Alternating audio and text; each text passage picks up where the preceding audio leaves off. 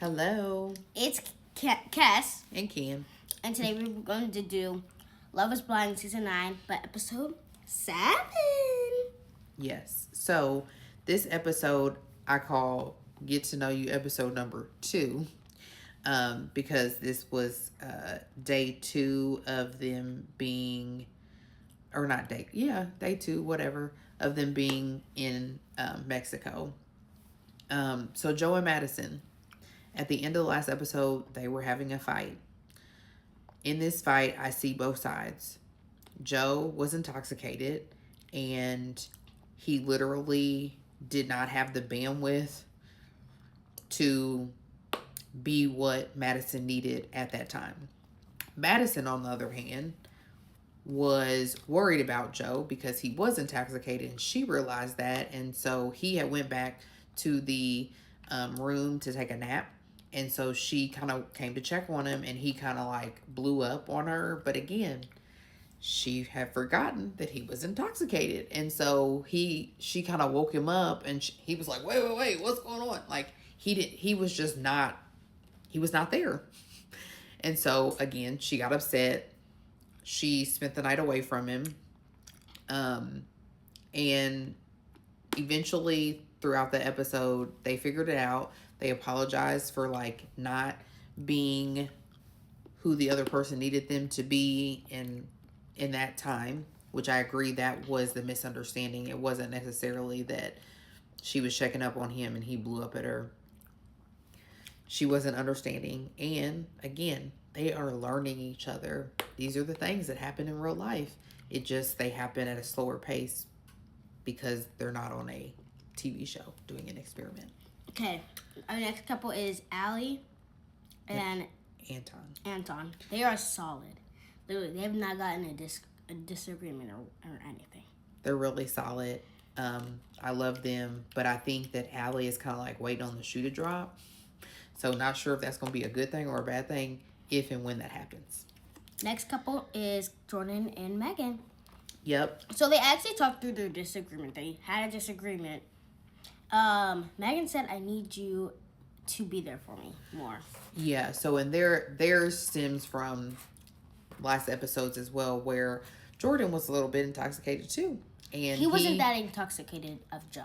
He gets silly, it seems like, when he gets intoxicated, and so Megan was like, hey dude, you're being annoying. And he was like, wait, what? He just didn't understand because again, he was intoxicated. So stop.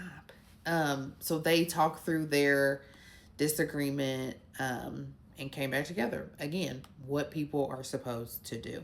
Our next one is KB and Edmund. So they were talking about not doing the thing while you know, can say it in their before marriage and stuff, and you know, that's a talk that they had because everybody else was doing their thing. So, and how do you say his name again? Edmund. So don't know how that's going to play out, but it seems like this might be a conversation that will never end until marriage, whenever, or the altar. And Edmund, actually, while they were talking about it, he did have a little cry moment. Yeah, he had attitude too. Okay. Next one is Annie and Nick. So, you go. So when they first showed them on this episode, they were talking about their families and like, how do you think my mom will like you? How do you think my dad will like you? All this sort of kind of stuff. It's cute. Then later on in the episode, they got into it. They came back from their pool party or get together with all the other couples, and Annie had a little attitude where she feels that Nick isn't fully invested or as invested as she is, and because Nick kept like bringing up the other couples and what they think, or the other guys and what they were talking about at the pool party. Yeah, if they would say yes if they went to the altar, and she's like, I really don't care what they think because I know what I believe, and I think I know who you are and what you believe.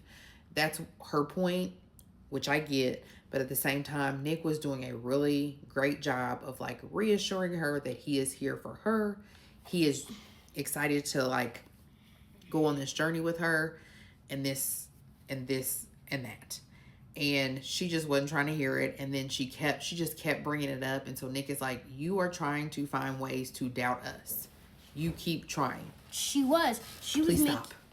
Go ahead. Oh, I thought she said please stop. No, I was saying right there. But she would just say it, and Nick wasn't doing anything. But it was Annie just making it over and over again. Okay, next couple. Whew. Okay, so they were just all at the pool party. They had a pool party. It was great. Edmund and KB had gotten into an argument last episode. They made up. They're good. Yeah. So then the couples are leaving. Oh wait, one of the other good points that I want to make is that KB said that Edmund is not an alpha male. In the last, I can't remember if it was. I think it might have been last episode. What? She asked him, "How would you respond if a guy like grabbed her arm or something?" Yes, last episode. That was last episode. Yeah, and he was like, "Well, I mean, I would talk to him," and she's like, "But he grabbed my arm," and he's like, "I'm not an aggressive dude. I'm not that type of dude." I'd be like, "Come on, KB, let's go." So she kind of was, I feel like, disappointed in his answer. And also, he would say, I'm going to go get security. Yep, I will go get security. But I think she was disappointed with his answer. But then she realized, ooh, he's not an alpha male. And she's just trying to figure that out for herself. Next couple. So they are leaving, They are leaving Mexico and going to Denver. So now this is the part that kind of gets real. This is when they get their phones back. This is when they can have... they have access to their friends and family. So before, I call it kind of like a fairy tale, and you're living in this like sub world before you go back to the real world as a couple. Now this is going to test the boundaries of these relationships to whether they're going to survive and even make it to say yes or no at the altar. And then whether they're going to say yes or no at the altar. This is the make or break episodes, right? So first, they went and saw KB and Edmund. I guess they went to KB's apartment. Edmund wanted to get in the cabinet. Literally, he was in the cabinet. And it doesn't make any sense. But you didn't add this part in here. But at least they got to get on the phones and say hi to their families. That's true. And, yeah. They did. Yes, it was very fun. It was like a short part, like 5 seconds. And then Allie and Anton... they were neighbor watching. I guess they might have been in Anton's apartment. And I guess he has really big windows in his apartment. And it looks like he lives in like a skyrise. And they were looking at all the other people that didn't have curtains in their apartment. And just like, again, being amazing. Next it was Jordan and Megan. Yep. So they're at Megan's apartment. And Jordan loves her apartment. Like she said in the episode, she is actually moving from LA back to Denver. So she's in that transition period of like, I think she has an apartment or she might be staying with friends. So I'm not really sure if this is, this won't be long-term essentially living for her. But she just was having a moment, which I completely understand as being a person, or for her as being a person that doesn't have kids. She's coming into the situation where Jordan has a child and she's going to be obviously instantly stepmom, and that's a lot. And knowing, the child's mom and all this other kind of stuff, it's just weighing on her. And she just was expressing that. I think she did a really good job of, first of all, expressing that and not making it be overly crazy. But then also think Jordan did an amazing job with helping her understand that there are going to be a lot of unknowns and we're going to walk through this together, and that Luca's mom is going to love her. And then she talked about how gift giving is her love language. And he's like, you don't have to buy Luca anything. Me and his mom got him. He's good. And he explained in a really good way that like Luca would rather spend time with you than get $100 Lego set. He did an awesome job. And he also did an awesome job of saying like, I want him to know that like life is not getting what you want all the time, and life is not going to be handed to you. So you got to work hard for your for the things that you have. So kudos to Jordan in handling that situation and handling him going into now having a step parent to rely on.